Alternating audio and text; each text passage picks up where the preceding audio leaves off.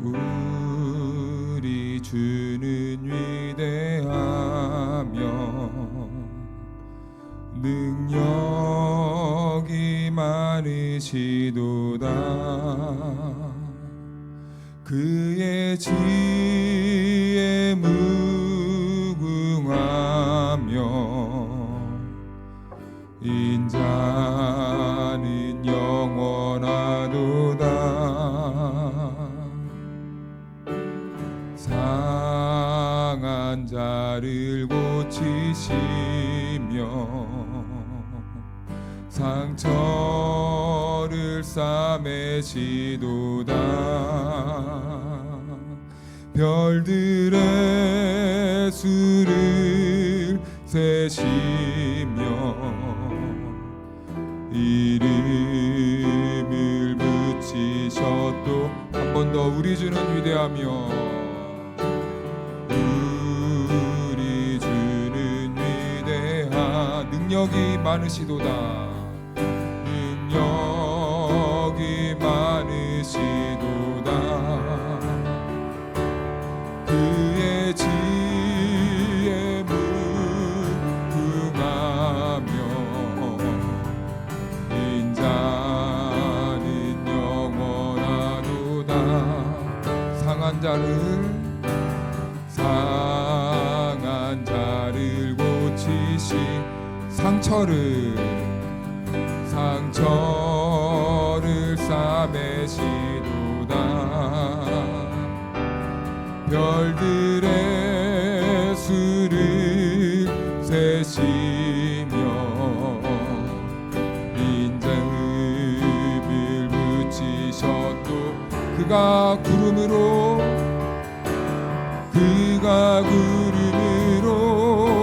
하늘을 덮으시며 땅을 위하여 비준비하시. 예루살렘아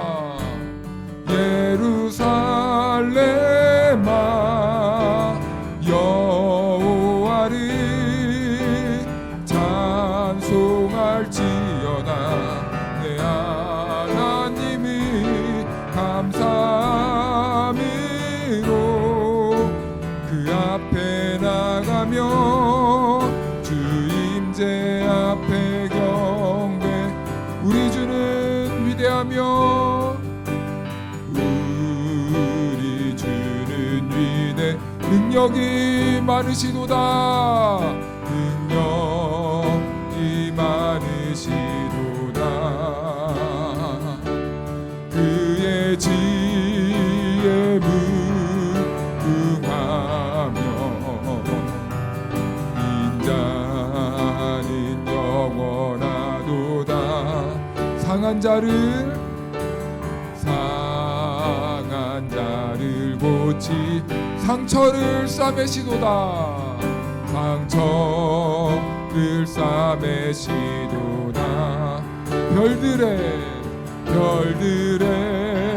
수를 세시며 이름을 붙이셨. 그가 구름으로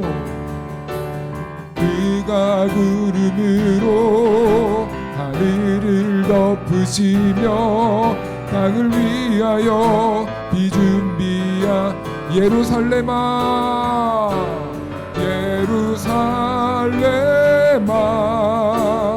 여호와를 찬송할지어다. 내 하나님이 감사함으로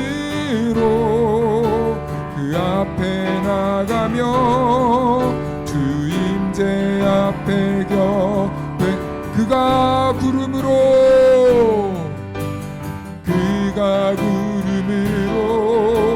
하늘을 덮으시며 땅을 위하여 그가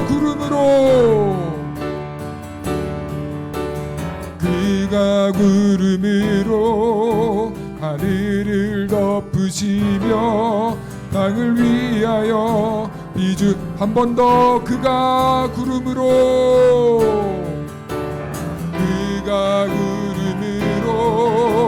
하늘을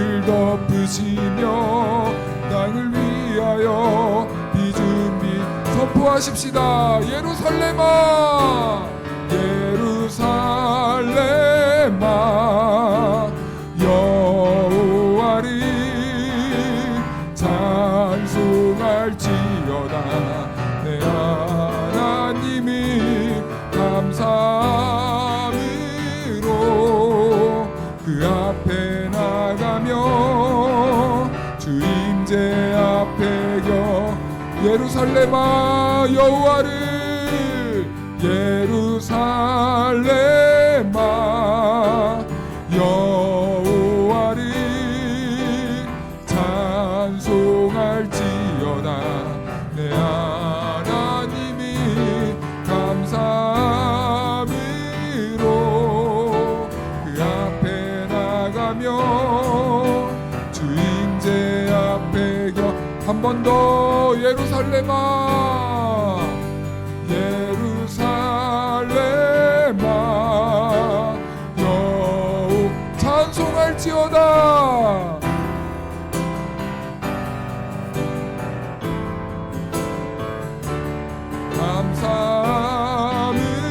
감사함으로 그 앞에 나가며 주 임재.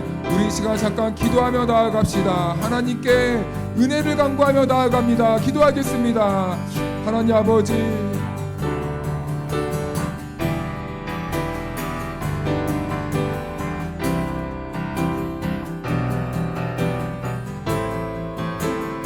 하나님, 이 시간 우리가 주님께 은혜를 간구합니다. 우리들에게 예배해 두신 그 크신 은혜를 이 시간 우리들에게 한량없이 부어주시다. 하나님의 은혜로 말미암아 우리가 만족함을 누리는 시간 되게 하여 주옵소서. 하나님의 은혜를 경험하는 이 시간 되게 도와주옵소서. 살아계신 하나님의 손을 경험하는 시간 되게 하여 주옵소서. 살아계신 하나님의 말씀이 우리들의 심령에 들려지는 그 은혜의 역사가 일어나게 도와주옵소서. 우리들의 무뎌진 감각들이 다시 이 시간 깨어나는 은혜가 있게 하여 주시기를 간절히 원하오니, 성령님, 성령 하나님, 이 시간 함께 하여 주시길 간절히 원합니다. 하나님, 우리는 이 시간 원합니다. 간절히 원합니다. 주님께서 예배해 주신 그 은혜를 우리들에게 부어주시사 하나님, 우리가 평안을 얻게 하시고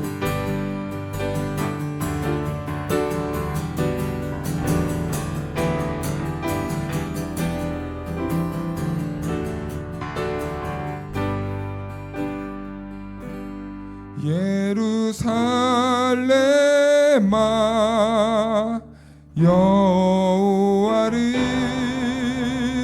찬송할지어다. 내 하나님이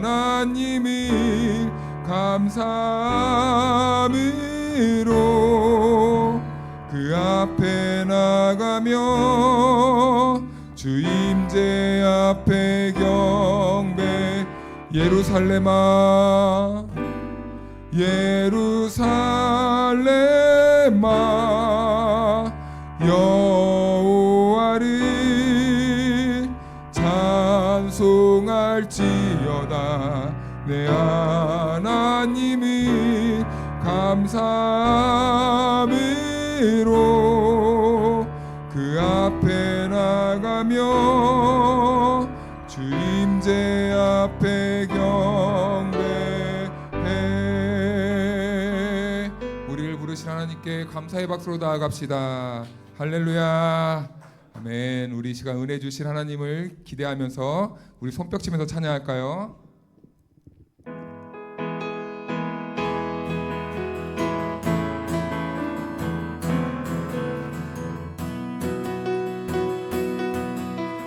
어두워진 세상길을, 어두워진 세상길을 주님 없이 걸어가다 나의 영혼 어두워졌네. 어느 것이 길인지 어느 것이 진리인지 아무것도 알 수 없었네. 주님 없이 살아가는 몸, 모든 삶 실패와 좌절뿐이네. 사랑하는 나의 주님 내 영혼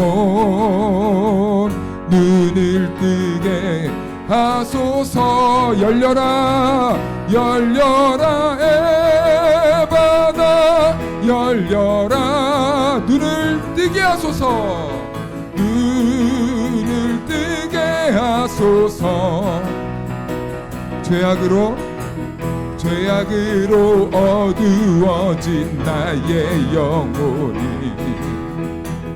나의 눈을 뜨게 아무것도 알 수 없고 아무것도 알 수 없고 아무것도 볼 수 없고 아무것도 들을 수 없네. 세상에서 방황하며 이리저리 헤매이다 사랑하는 주님 만났네. 어두웠던 나의 눈이 막혔던 귀가 열렸네. 답답했던 나의 마음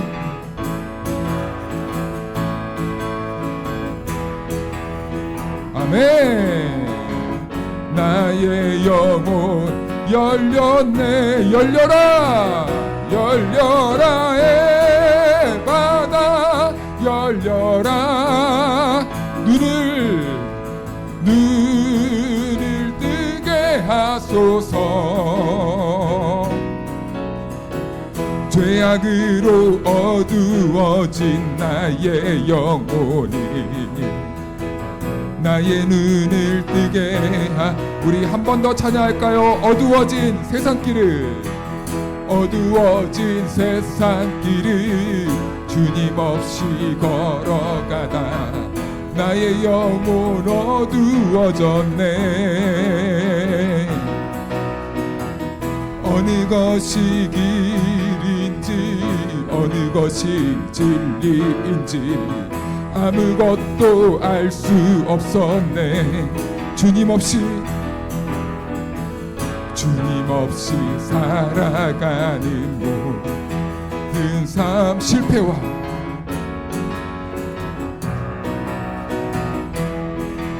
주님 사랑하는 나의 주님 내 눈을 보게 하소서. 열려라 에바다 열려라. 눈을 뜨게 하소서. 죄악으로 어두워진 나의 영혼이 나의 눈을 뜨게 하소서. 아무것도 알 수 없고 아무것도 알 수 없고 아무것도 볼 수 없고 아무것도 들을 수 없네. 세상에서 방황하며 이리저리 헤매이나 사랑하는 주님 만났네. 어두웠던 나의 눈이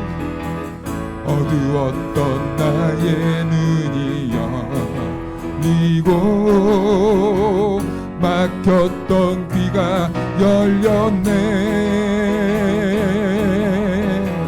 답답했던 나의 마음 열리고 나의 영혼 살리네. 열려라 에바다 열려라.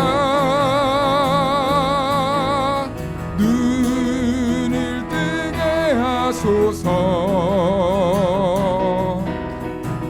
죄악으로 어두워진 나의 영혼이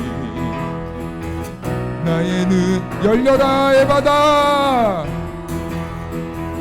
열려라 에바다 뜨게 하소서. 눈을 뜨게 하소서. 죄악으로 어두워진 나의 눈을 뜨게. 한 번 더 열려라 에바나 열려라. 눈을 뜨게 하소서. 죄악으로 어두워진 나의 영혼이 나의 눈을 뜨게 하소서. 생수의 강이 내게서 흐르네. 저는 자 걷고 눈먼 자 보겠네. 우문 열고 갇힌 자 푸시네. 생수의 강이 내게 흘러 넘치네. 우물물아 솟아나라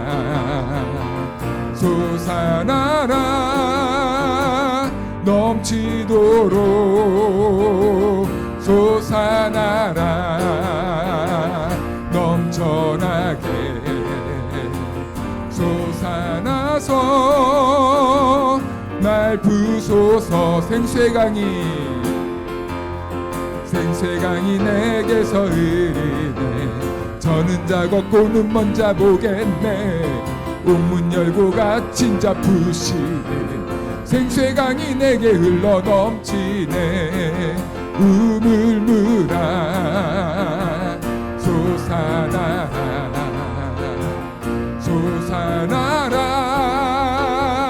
넘치도록 솟아나라 넘쳐나게 솟아나서 날 한 번 더 찬양할까요? 생수의 강이 내게서 흐르네. 저는 자 걷고 눈먼 자 보겠네. 옥문 열고 갇힌 자 푸시네. 생수의 강이 내게 흘러 넘치네. 우물물아 솟아나라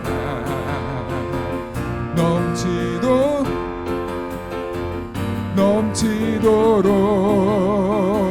솟아나라 넘쳐나게 솟아나서 날 우물물아 솟아나라 우물물아 솟아나라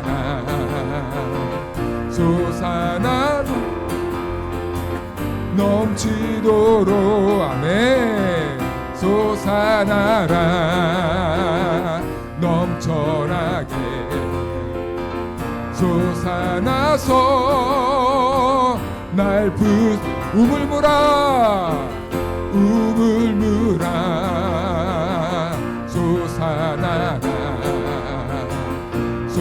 솟아나라 넘치도록 솟아나라 넘쳐나게 솟아나서 날 부소서. 이 시간 우리들에게 넘치도록 은혜주신 하나님께 영광의 박수 올려드립시다. 아멘. 우리 우물가의 여인처럼 다 같이 찬양하겠습니다.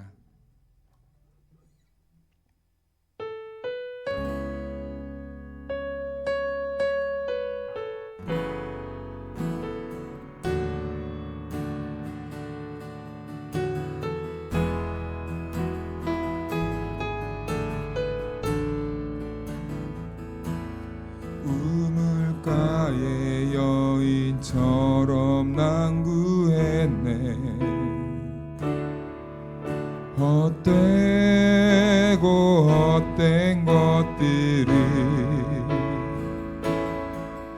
그때 주님 하신 말씀 내 샘매와 생수를 마셔라. 우물가의 여인처럼 우물가의 여인처럼 난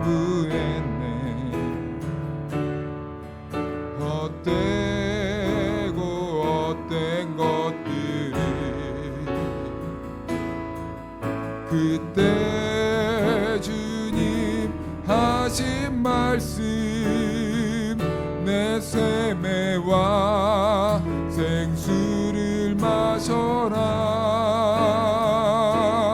오 주님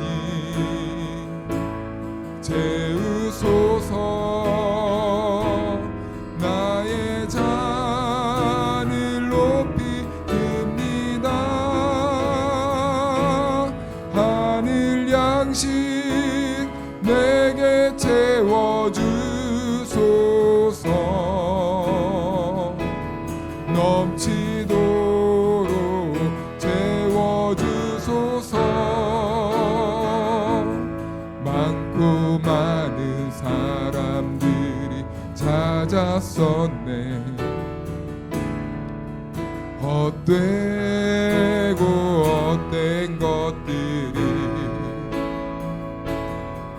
주 안에가 주인 몸에 세상 것과 남 비길 수 없네. 오 주님 채우소서. 나의 잔을 높이 듭니다. 하늘 양식 내게 채워주소서. 넘치도록 채워주소서.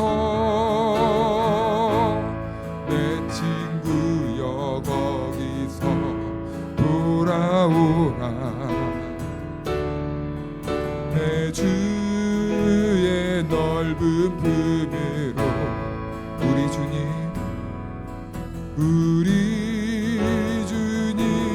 너를 반겨 그 넓은 품에 한 번 더 고백할까요? 내 친구여 내 친구여 거기서 돌아오라.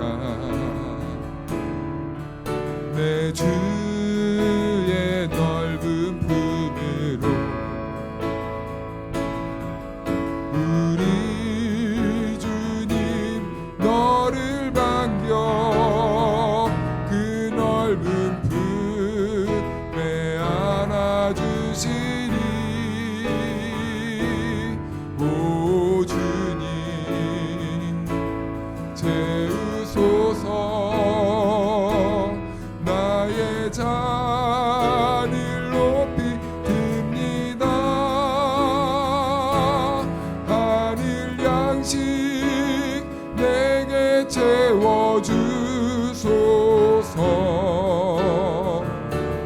넘치도록 채워주소서. 오 주님 채우소서. 나의 잔을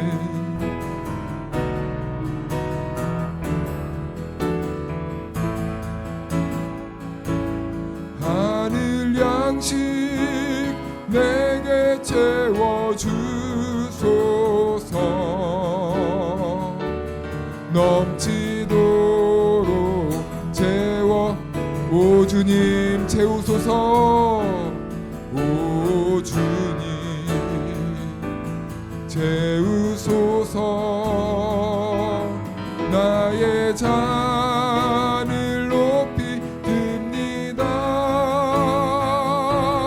하늘 양식 내게 채워주소서.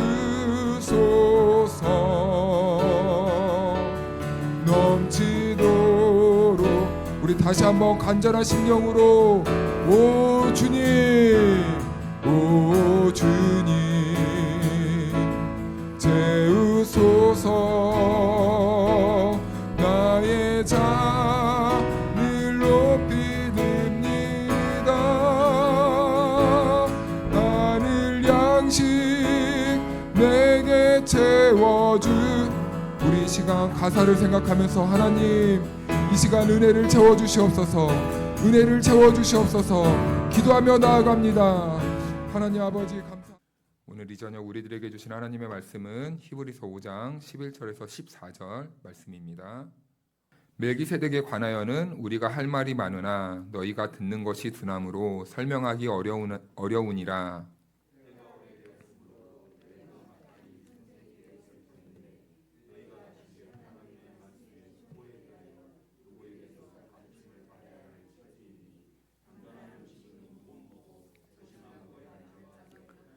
이는 젖을 먹는 자마다 어린아이니 의의 말씀을 경험하지 못한 자요 장성한 자의 것이니 그들은 지각을 사용함으로 연단을 받아 선악을 분별하는 자들이니라. 아멘. 할렐루야. 하나님의 은혜와 평강이 우리 모두에게 함께하기를 주님의 이름으로 축원하고 축복합니다. 오늘 말씀은 지난주에 이어서 계속해서 보고 있는데, 오늘은 멜기세덱에 관하여서 말을 하다가 히브리서 저자가 이상해요. 중간에 잠깐 그 말을 멈춥니다. 그래서 11절 말씀을 보면요, 멜기세덱에 관하여는 우리가 할 말이 많으나, 아직 할 말이 많아요. 그런데 너희가 듣는 것이 두나무로 설명하기 어려우니. 왜 이렇게 할 말을 하다가 말까요? 그런데 멜기세덱의 이야기는요, 여기서 끝나는 것이 아니라 이 히브리서 저자의 말대로 잠깐 끊었다가 7장에서 다시 이어지게 됩니다. 그러니까 오늘 본문의 이야기와 히브리서 6장까지의 내용은요, 사실은 중간에 멜기세덱에 관한 이야기를 좀 더 잘 설명하기 위해 가로넣기를 하고 있는 거예요. 이것은 무슨 의미냐면요, 예를 들면 이런 식의 글인데요. 넘겨주시겠습니까? 네. 집중한다는 것은 참 어렵습니다. 근데 빨간 게 밑에 그래서 집중하려면 환경을 정리해야 합니다. 이게 하고 싶은 말이에요. 그런데 이것을 잘 설명하기 위해서 왜 그래야 하는지를 가로넣기 하면서 설명하고 있는 겁니다. 집중하려면 환경 정리를 해야 돼요. 왜냐하면 책을 읽으려고 옛날에 앉았었는데 휴대폰을 한번 보다가 누가 보냈지 하고 확인을 하는 거예요. 그런데 정신을 차리고 보니까 30분이 훌쩍 지났습니다. 그래서 우리가 집중한다는 것은 참 어려운데, 그래서 집중하려면 환경을 잘 정리해야 됩니다. 이런 맥락에서 지금 괄호넣기를 하고 있는 거예요. 이렇듯 본문의 내용은 멜기세덱에 관해서 이해를 조금 더 잘 시키기 위해서 가로 안에서 지금 이 저자가 잠깐 글을 멈추고 보충으로 설명하고 있는 이야기라는 거죠. 그 이유는 멜기세덱에 대하여서 해야 되는 말이 많은데 아직 그 멜기세덱에 관한 이야기를 듣기가 성도들의 수준이 어떻다는 겁니까? 아직 어리다, 둔하다, 잘 모른다 라는 거예요. 그래서 오늘 본문 말씀은 그런 관점에서 우리가 이해를 해야 된다는 겁니다. 11절 말씀을 다시 보면요, 우리 같이 한번 읽어볼까요? 시작. 멜기세덱에 관하여는 우리가 할 말이 많으나 너희가 듣는 것이. 아멘. 여기에 말씀을 보니까 듣는 것이 두나무로 라고 이렇게 말을 합니다. 이 둔하다라는 말은요, 무감각하다라는 말이 아니에요. 어떤 의미냐면 첫 번째로는 말씀을 경청하는 일에 게으르다라는 의미가 있고요. 그리고 두 번째는 그 말씀을 경청하지 못하니까 그 말씀에 대해서 저항심이 생겼다라는 그 의미가 담겨 있습니다. 다시요. 첫 번째로는 경청하지 않았어요. 경청하지 않으니까 자연스럽게 마음에서 그 말씀과 멀어지니 저항하는 마음이 생겼다라는 거예요. 그런데요, 시편 40편 6절 말씀을 한번 볼까요? 우리 같이 한번 읽겠습니다. 시작. 주께서 내 귀를 통하여 내게 들려주시기를 제사와 예물을 기뻐하지 아니하시며 번제와 속죄제를 요구하지 아니하신다 하신지라. 아멘. 오늘 말씀을 보니까요, 시편에 성경은 이렇게 말해요. 주께서 내 귀를 통하여 들려주시기를.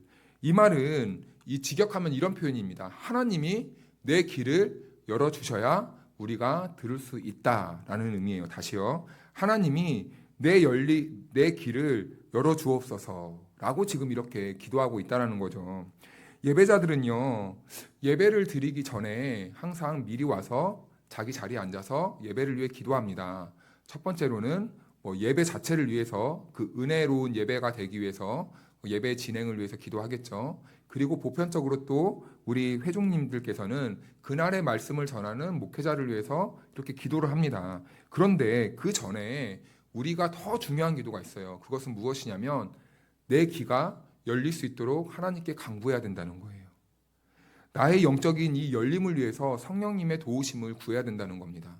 예배가 매끄럽게 잘 돼요. 설교자가 말을 조리 있게 논리적으로 성령의 감동에 의해서 정말 열정적으로 잘 전합니다. 그런데 문제는 내가 들을 준비가 안 돼 있고 내 귀가 닫혀 있고 내 귀가 열려 있지 않으면 그것은 나에게 죽은 말씀이 된다는 겁니다. 그래서 우리 성도들은요, 늘 예배 자리에 나오면요, 가장 먼저 오늘 나에게 주시는 말씀을 위해서, 이 예배를 위해서 나를 위한 기도가 먼저 되어야 된다는 거죠. 이렇게 되면 어떻게 되는지 아십니까? 설교자가요, 설교를 그날 죽을 써도 은혜가 돼요. 예배 인도가 매끄럽지 않아도요, 은혜가요 막 몰려옵니다. 왜요? 내가 준비된 마음이 돼 있으면요. 내가 은혜 받을 마음의 태도가 돼 있으면 그렇다라는 겁니다. 그런데 지금 히브리서를 보는 독자들은요, 하나님의 말씀을 듣는 데에 둔해져 있어요. 이것은요, 육체적인 상태도 그리고 그들이 지식이 모자라서도 아닙니다. 여기에서 말하는 것은요, 영적인 둔함이에요. 성도들 가운데 예배 시간이 여러 가지 이유로 잠을 자는 경우가 있어요. 노동을 심하게 했다거나 아니면 전날에 밤을 새는 작업 때문에 너무 피곤해서 예배 자리를 겨우겨우 나와서 어떻게든 버텨보려고 하지만 자연스럽게 육체적인 피곤함으로 눈이 스르르 감기는 경우가 있습니다. 그리고 또 요즘은 현대인들은 불면증도 많아요. 그래서 자고 싶어도 잠을 못 이루다가 어떻게든지 뜬 눈을 이렇게 뜨고 겨우겨우 몸을 이끌고 교회에 나왔어요. 그런데 밤에는 잠이 안 오다가 예배 시간에는 또 이렇게 잠이 오는 경우도 있고, 그래서 어쩔 수 없이 이렇게 피곤함을 이기지 못하는 경우가 사실은 우리가 살다 보면 우리도 연약한 인간이기에 그럴 때가 있습니다. 사실은 저도 그럴 때가 많이 있었어요. 이것은 신학을 하기 전에도 그랬었고 신학을 하면서도 사실은 여러 가지 이유로 졸 때가 있었습니다. 어떨 때는요, 제가 어느 정도까지였냐면 이제 전에 잠을 못 자요. 왜냐하면 이제 제가 이제 또 알바도 하고 다음날 토요일 날 이제 야간 알바를 하고 토요일 날 이제 낮에 이제 사역을 해야 돼요. 사역자들은. 그러면요, 잠을 못 자요. 그러면요, 이 사역 준비를 하다가 겨우 이제 또 좀 자요. 자면요, 피로가 안 풀려요. 그런데 이렇게 좀 교회가 규모 있는 데 가면은 앞에 나와서 교역자들이 인사를 하잖아요. 인사를 하면서 꾸벅꾸벅 졸아요. 서서. 서서 막 그렇게 졸 때가 있습니다. 이건 육체의 피로는요, 어쩔 수 없는 거예요. 생리적인 현상은 어쩔 수 없는 거예요. 근데요, 성경에서도 육체의 피로 때문에 졸다가 죽을 뻔한 사람도 있습니다. 그건 사도행전에 나오는 유도고라는 사람이거든요. 이 유도고라는 이름 자체가요, 우리가 예전에 이 사극 같은 데 보면은 이 노예 신분이 가진 이름들이 있잖아요. 뭐 돌쇠야, 뭐 말수나 말자야, 뭐 이런 이 천민들이 사용하는 이 이름이 있고 또 귀족들이 사용하는 뭐 옥분이, 뭐 이런 예쁜 이름들이 있잖아요. 이렇듯이 이 당시에도요, 이름을 보면요, 그 사람들의 신분을 알 수 있었어요. 근데 유두고라는 이름 자체가 노예 계층, 천민 계층들이 사용하는 이름이었다고 합니다. 그러니까요, 이 사람이요, 이제 낮에 열심히 일을 하다가 밤에 일을 마치고 왔어요. 바울이 이제 고별 설교를 하고 있는 거예요. 그러니까 바울이 마지막으로 설교를 하니까요, 또 그날따라 말이 많은 거예요. 그런데 마지막 설교라고 하니까 사람들이, 이제는 교회도 안 나오던 사람들이 마지막이라고 하면 또 어떻게 합니까? 또 인정이 있어가지고 마지막에 인사라도 하려고 막 옵니다.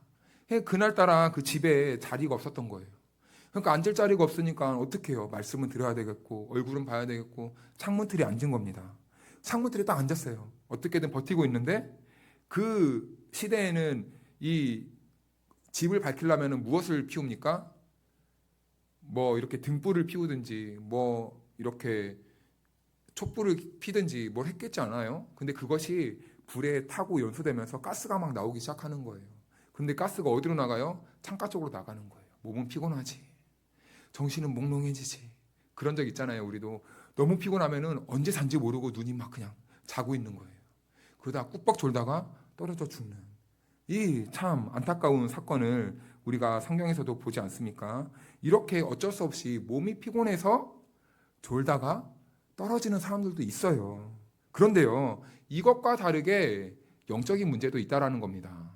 우리가 자는 것을 꼭 전부 다 이론적으로 육체의 피곤으로만 몰아갈 수는 없다는 거죠. 옛날에 어떤 목사님의 일환인데요. 큰 교회 목사님입니다. 수천 명이 있는데요.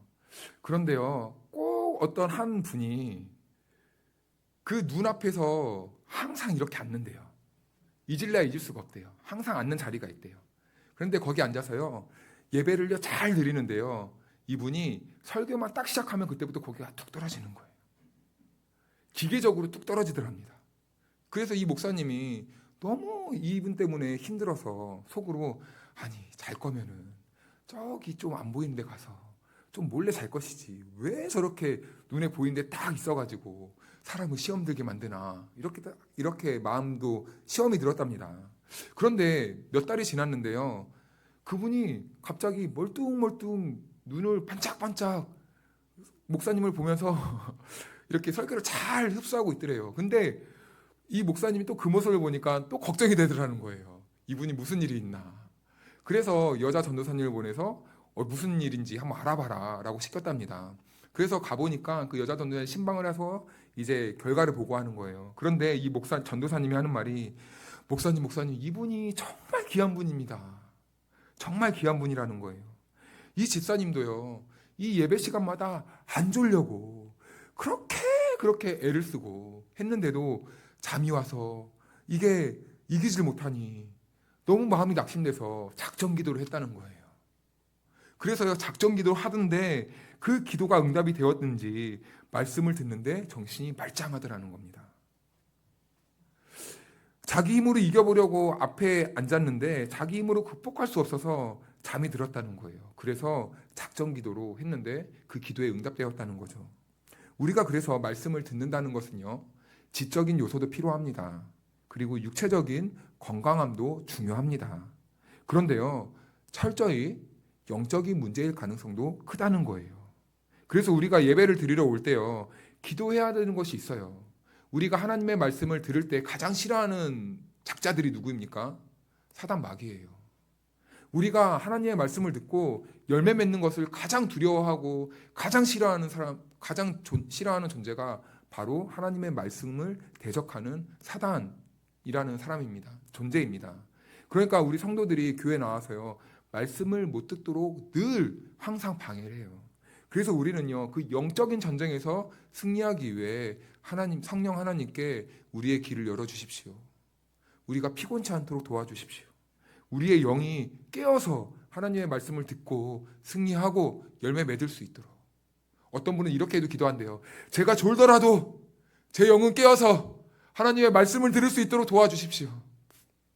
그런데요, 그분이 간증하는 말이 졸아도 은혜가 된다는 거예요. 얼마나 여러분 그 마음이 귀합니까? 얼마나 마음이 귀해요. 보통의 사람들은 육체가 피곤하면은 그냥 죽었다 이렇게 생각하고 돌아옵니다. 그런데 내 영은 피곤하더라도, 내 육은 피곤하더라도 내 영혼만큼은 깨어서 주의 말씀을 들을 수 있도록. 그래서 우리는 일정 시간이 지나면 자연스럽게 배가 고프죠. 그리고 우리의 몸이 어느 정도 영양분이 들어와야 우리가 건강하게 생활을 할 수가 있는 것입니다. 건강한 사람들의 특징이죠. 그런데요, 때때로 우리 성도님들 가운데 신앙생활을 한다고 말하는 분들 중에요, 말씀이 없는데도요 괜찮은 분들이 있더라고요. 말씀이 허기가 질 그런 타이밍이 왔는데도 괜찮게 살아가시는 분들이 있다는 겁니다. 그런데 우리가 말씀과 멀어졌는데 이 말씀에 대한 허기도 없고 갈증도 없다면, 여러분, 이때는 우리가요 깨어 기도할 때입니다. 우리의 영혼이 망가진 상태라는 거예요. 병들기 시작했다는 겁니다. 굶고 있다라는 거예요. 그런데요, 지금 딱 히브리서를 보는 그 시대의 그리스도인들이 그랬다는 거예요. 그래서 우리 12절 말씀을 좀 길지만 우리 다 같이 한번 합독해 보겠습니다. 시작. 때가 오래되었으므로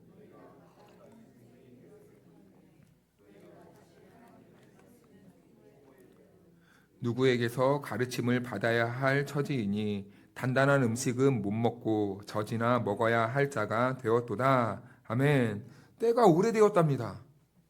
이거만 무슨 말이냐면요, 이 그리스도인들이, 히브리서를 받는 이 그리스도인들이 믿은 지 오래되었다는 거예요. 믿은 지 오랜 시간이 되었다는 겁니다. 그런데 아직도 그 성도들의 영적인 수준 자체가 자라지 못하고 유아기에 머물러 있다는 거죠. 때때로 우리도 신앙생활을 하다 보면요, 이런 오해를 할 때가 있습니다. 10년 하고 20년 신앙생활하고 30년 하고 모태신앙이어서 평생을 신앙생활하면요, 그것이 내 신앙의 실력인 줄 아는 분들이 간혹 있어요. 그러나 히브리서는요, 그들을 향하여서요, 말씀의 초보, 다시 배워야 한다, 젖먹이야 같다 라고 말합니다. 즉 우리의 신앙의 성장은 시간이나 연수가 해결해 주지 않는다라는 겁니다. 이 그리스도인들은요, 이 히브리서를 보는 그리스도인들은 우리 꼭 이런 겁니다. 글을 배울 때 우리가 글을 배울 때 모음과 자음을 배워요. 그리고 그 모음과 자음을 결합해서 단어를 만듭니다. 단어로 문장을 만들고 글을 쓰게 됩니다. 이렇듯 시간이 지나면서 거기에 발맞춰서 성장을 해야 되는데요, 이 그리스도인들은 모음과 자음만 배워놓고 다 끝났다라고 생각을 해버리는 거예요. 성장하지 못했다라는 거죠. 우리 고린도전서 13장 10절 11절 말씀을 다 같이 읽겠습니다. 시작. 온전한 것이 올 때에는 부분적으로 하던 것이 패하리라. 내가 어렸을 때에는 말하는 것이 어린아이와 같고 깨닫는 것이 어린아이와 같고 생각하는 것이 어린아이와 같다가 장성한 사람이 되어서는 어린아이의 일을 버렸노라. 아멘. 내가 어렸을 때라고 바울은 말해요. 자신이 신앙적으로 어렸을 때라고 말합니다. 그리고 장성한 사람, 즉 신앙이 자란 후에는 어린아이의 일을 버렸다라고 말해요. 당연하죠. 어린아이가 어렸을 때는 당연히 어머니의 품에 있는데 다 컸는데도 어머니의 품을 떠나지 못하고 독립하지 못하면 어떻게 됩니까? 어딘가 이상이 있는 거예요. 어딘가 이상이 있는 겁니다. 바울의 신앙이 어릴 때라고 말해요. 이 어릴 때는 언제냐면요, 율법을 붙잡고 살았을 때를 말합니다. 율법을 있는 대로 행하면 구원을 받을 수 있다는 그 유대교의 가르침에 붙잡혀 있을 때를 말하는 거예요. 그런데 바울은요, 구약에서 예언한 메시아도 알았어요.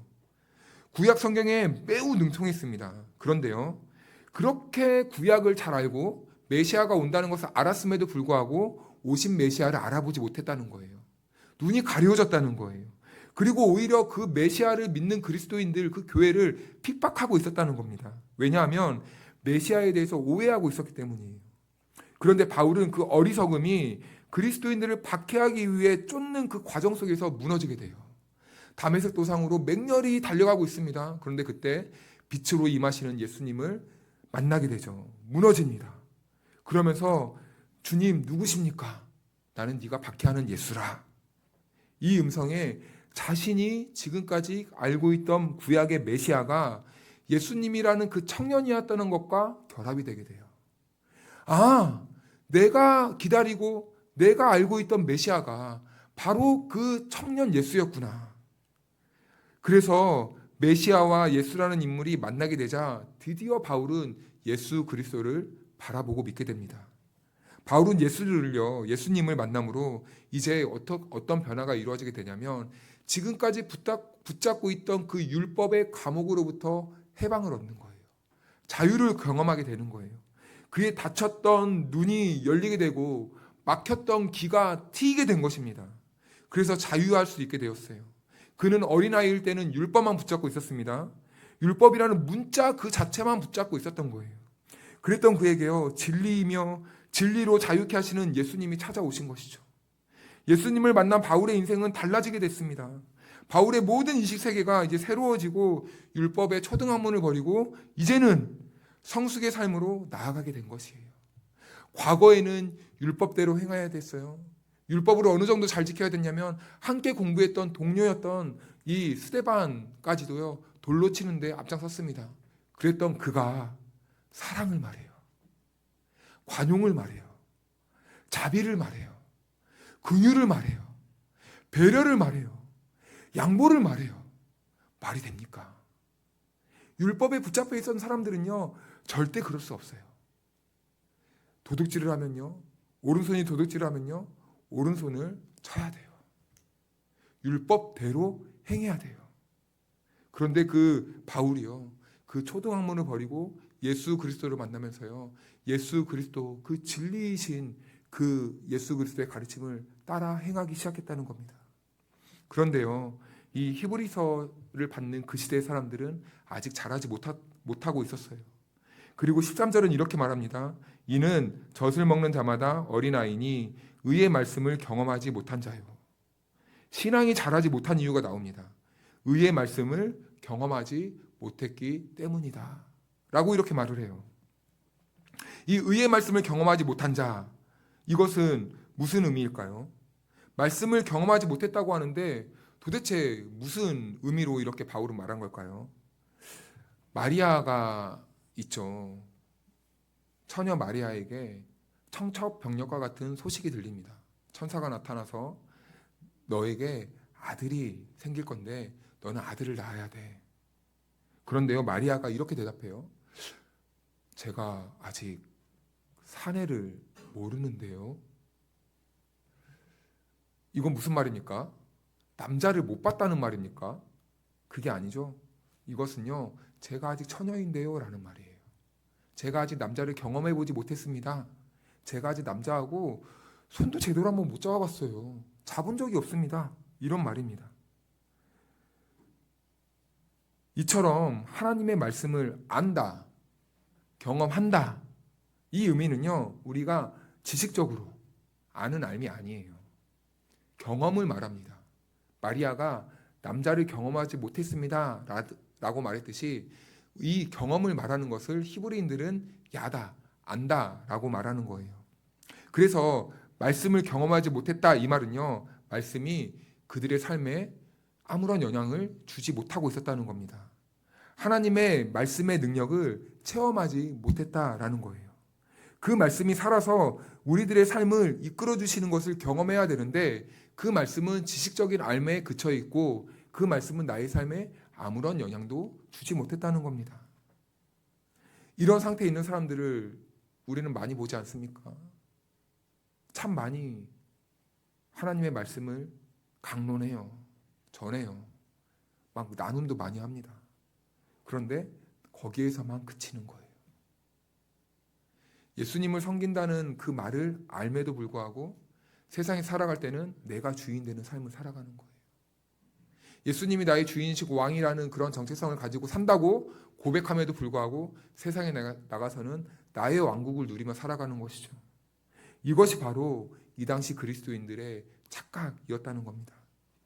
그래서요, 때때로는 우리들의 이 신앙생활에요, 착시 현상을 일으키는 거예요. 하나님의 말씀을 많이 알고 있는 것이 내가 많이 알고 있다고 착각하게 하는 겁니다. 여러분, 근데 이것이요, 우리들의 영혼을 병들게 하는 거예요. 우리들의 영혼을 무너지게 하는 겁니다. 100개의 암송을 하는 것보다 한 단어의 말씀을 붙잡고 순종하는 것이 더 큰 자입니다. 그래서 우리 히브리서 6장 1절을 다 같이 한번 읽어볼까요? 시작. 그러므로 우리가 그리스도의 도의 초보를 버리고 죽은 행실을 회개함과 하나님께 대한 신앙과, 아멘. 여기에서도 그리스도의 도의 초보를 버리고 라고 말합니다. 뒤집어서 말하면요, 이들은요 잘못된 기초 위에 지금 서 있다는 거예요. 하나님의 말씀의 기초에 서 있지 못하고 다른 기초 위에 서 있다는 겁니다. 그리고 이렇게 말해요. 죽은 행실을 회개함과, 이것은 무슨 말입니까? 죽은 행실, 성령님이 없는 행실, 육체적인 행실, 거기서 회개함과 돌이키라 라는 겁니다. 돌아오라 라는 겁니다. 죽은 육체대로 살지 말고 돌아와서 성령님의 능력 안에서 말씀을 행하며 살아가야 된다라는 것을 뜻하는 거죠. 이 말은 한마디로 너희가 신앙의 열매가 없구나. 말씀을 많이 알고 있는 것처럼 보이지만 신앙에 아무런 열매가 없구나. 회개 무엇입니까? 가던 길을 멈춰서는 것이 회개가 아니에요. 멈춰섰으면 돌이켜서 돌아가는 것, 죄의 길에서 뒤돌아서서 하나님이 계시는 곳으로 돌아가는 것. 우리가 죄의 자리로 나아갈 때는요, 죄의 열매들이 마구마구 맺혀왔어요. 난복의 열매와 또 이런 자본에 이끌린 내 욕망으로 이끌린 그 모든 열매들이 막 이렇게 쌓여 있었습니다. 세상 것을 바라보면서 세상 것을 추구하는 나의 탐욕과 욕망의 삶이 이 지방 구석구석에, 그리고 우리가 살아가는 삶의 현장 구석구석에 이렇게 떡칠되어 가듯이 열매가 주렁주렁 맺고 있었어요. 그런데 이제 회개의 열매를 맺는 사람들은 어떻습니까? 그 열매에 관심이 없는 거예요. 오히려 그 열매가 자라든지 말든지 관심이 없는 거예요. 하나님께로 돌리고 하나님께로 걸어가는 거예요. 성령에 붙잡혀서. 그런 사람들은요, 여러분, 자연스럽게 성령의 열매가 맺어지게 됩니다. 내가 애쓰지 않아도 돼요. 성령님께 내 삶을 의지하면요, 그 길을 성령님께 붙잡혀서 가는 그 걸음 한 걸음 한 걸음을 통해서 우리들은 열매 맺는 삶을 살게 된다는 것이죠. 그래서 이들은요, 잘하지 못했다는 것은요, 회개 없는 삶을 살았다는 거예요. 육체적인 삶에 매여서 그들은 성령의 열매를 맺지 못하는 그런 인생을 살고 있었다는 겁니다. 신앙생활을 하고 있었지만 그들은 세상을 바라보고 신앙의 성장이 없이 정지 상태에 있었다는 겁니다. 신앙생활을 오래 하고 말씀을 오래 들어와도, 그리고 체계적으로 성경 공부를 해도, 성경을 많이 알아도 그 말씀이 삶에서 아무런 반영이 되지 않았다는 거예요. 말씀이 살아서 역사하지 않았다는 겁니다. 지식으로만 그냥 남겨져서 추상적이고 관념적인 이 알매만 매여 있었다는 거죠. 근데 요한복음 14장 21절 말씀 우리 다 같이 한번 읽어볼까요? 시작. 나의 계명을 지키는 자라야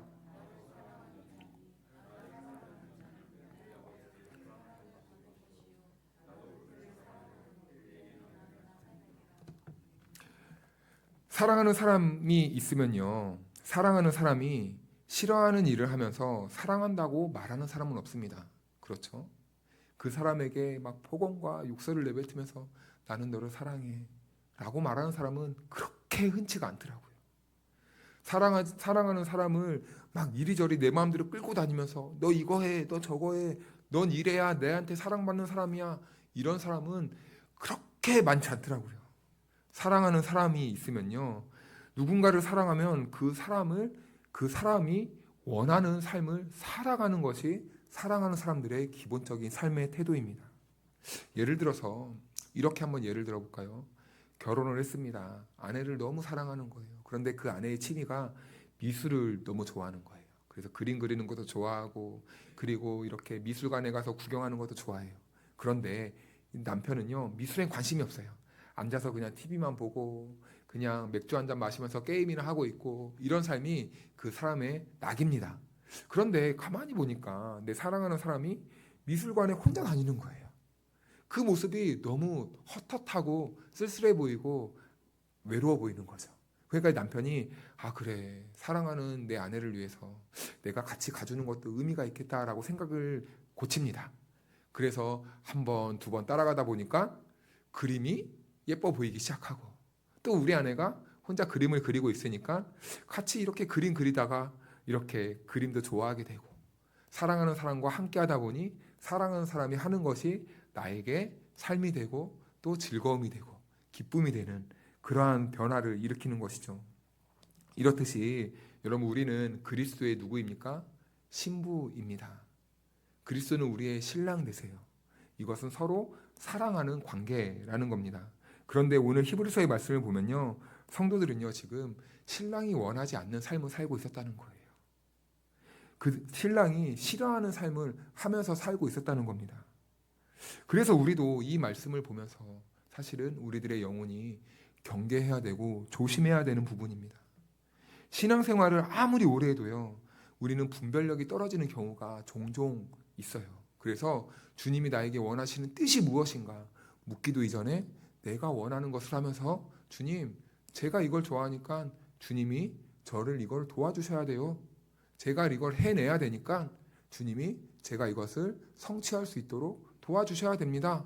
라고 이렇게 믿을 때가 있다는 것이죠.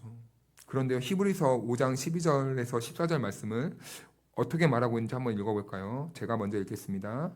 때가 오래되었으므로 너희가 마땅히 선생이 되었을 터인데 너희가 다시 하나님의 말씀의 초보에 대하여 누구에게서 가르침을 받아야 할 처지이니 단단한 음식을 못 먹고 젖이나 먹어야 할 자가 되었도다.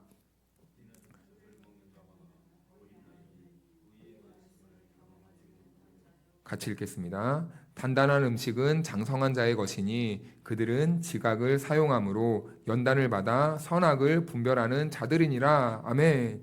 여기에 매우 우리들에게 중요하고 의미 있는 한 문장이 보입니다. 분별하는 자들이란 말씀이에요. 그렇다면 여기서 분별이라는 말은 무슨 의미일까요? 분별한다.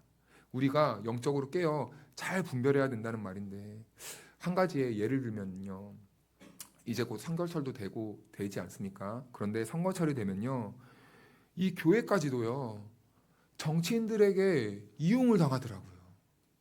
참 안타깝습니다. 물론 그리스도인들이 정치에 무관하면 안 됩니다. 그런데요, 그리스도 이 교회가 정치에 이용을 당하는 거예요. 그래서 좌파 목사니 우파 목사니 이런 선동에 휘말리게 되는 것이죠. 과거에 어떤 목사님이요, 우리가 참 벌써 오래된 사건이잖아요. 세월호 사건 때 안타까운 일이 벌어졌잖아요. 그래서 이 목사님이 이 유가족들을 위로하기 위해서요, 초대를 해서요, 이 음악회를 열어주려고 계획을 했어요. 그래서 이제 광고를 하고 이제 뉴스도 보내고 이제 홍보도 하면서 초청을 했습니다. 그런데요, 그날부터 교회에요 전화가 빗발치게 막 오는 거예요. 근데 그 광고 홍보를 보고 어떻게 해야 됩니까? 묻는 전화가 아니라 목사님을 비판하는 이 전화들이 계속 오는 거예요. 그 목사님을 보면서, 아니 그 교회 목사님 그럴 줄 몰랐습니다. 빨갱이 목사입니까? 뭐 좌파 목사입니까? 막 별별 임에 담기 어려운 막 이런 정말 이 세상적인 언어들, 육두문자를 사용하는 이 사람들도 있고요. 막 그런 언어들의 전화가 왔다는 거예요. 그런데 여러분, 한번 우리가 곰곰이 생각해 볼까요? 차가운 바닷속에 자기 자녀를 잃은 부모님들을 위로하는 그 목사님이요, 빨갱이입니까? 그런데요, 그런 비참함을요 정치적으로 이용하는 세력들이 있다는 거죠. 그래서 여러분, 교회는요 정치와 발을 맞추는 게 아니에요. 정치에 휘둘리는 게 아니에요. 좌파니 우파니 그런 것과 상관없이 우리는요 제3의 길을 가는 겁니다. 그것은 무슨 길입니까? 좌파냐 우파를 선택하는 집단이 아니라 우리는 다만 이 세상을 살다가요 가슴 아픈 일을 당하고, 그리고 기가 막힌 일을 당해서 슬픔과 아픔과 좌절과 절망에 빠진 이 백성들을요 위로하는 역할이 바로 교회라는 거예요. 그래서 교회는요 제3의 길을 가야 돼요. 복음의 길을 가는 겁니다. 좌파의 길이 아니에요. 우파의 길이 아니에요. 복음으로 위로가 필요한 사람들, 절망에서 복음으로 힘이 필요한 사람들, 그 사람들에게 예수의 이름으로 일어나 걸으라 라고 알려줄 수 있는 그 길을 가야 된다는 것이죠. 그 사명을 감당하는 곳이 바로 교회 공동체라는 것입니다. 사랑하는 여러분, 우리가 살아가는 이 시대는요 참 복잡합니다. 얼마나 많은 목소리들, 얼마나 많은 주장들이 있는지 몰라요. 유튜브만 봐도요, 내가 옳습니다, 이것이 옳습니다, 이렇게 해야 됩니다.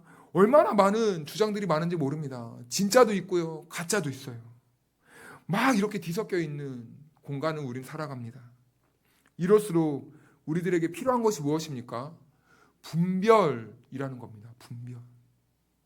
더 많은 정보와 지식이 아니라 분별이라는 거예요. 이 당시 그리스도인들은요 분별하지 못했어요. 세상의 소리와 복음의 소리를요 분별하지 못해서 어떻게 되었습니까? 세상의 소리에 낙담하는 거예요. 실망하는 거예요. 교회를 함께 정죄하고 비판하는 거예요.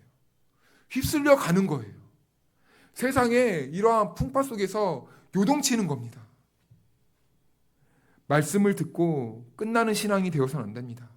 우리는요 그 말씀을 듣고요 주의 사랑에 붙들려서 이제는 우리가 말씀에 붙들려서 그 말씀을 살아내는 신앙으로 나아가야 돼요.